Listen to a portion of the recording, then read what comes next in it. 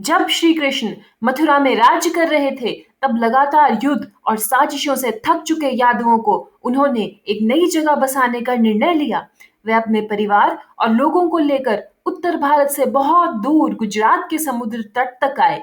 यही उन्होंने समुद्र किनारे एक नई नगरी बसाई, द्वारका, जिसका अर्थ है मोक्ष का द्वार। कहा जाता है भगवान विष्णु के दिव्य वास्तुकार विश्वकर्मा ने इस नगरी को बनाया।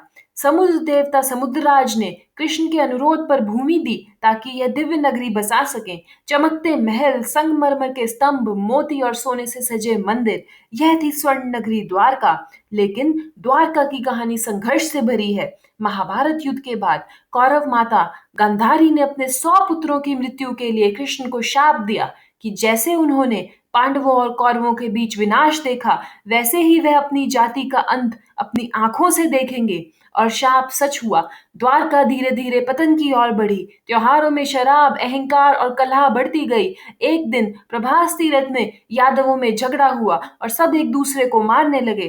कृष्ण ने देखा उनका बेटा प्रद्युमन और पौत्र अनिरुद्ध भी मारे गए। वह जंगल चले गए, जहां एक शिकारी ने उनके पैर को हिरण समझकर तीर चला दिया।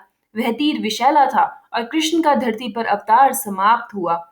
कृष्ण के स्वर्ग जाने के साथ ही एक विशाल लहर उठी और द्वारका समुद्र में समा गई। कहा जाता है यह वही भूमि थी जो समुद्र देव ने उन्हें दी थी और अब समुद्र ने उनसे वापस ले ली। आज भी द्वारका का मंदिर उसी पवित्र स्थल पर खड़ा है जहां कभी भगवान का महल था। यही उनके पौत्र ने द्वारकाधीश मंदिर का निर्माण करवाया और भगवान कृष्ण की मूर्ति स्थापित की। कहा जाता है भले ही प्राचीन द्वारका की दीवारें अब अरब सागर के नीचे हों, लेकिन कृष्ण का आशीर्वाद अब भी वहां की हवाओं में गूंजता है।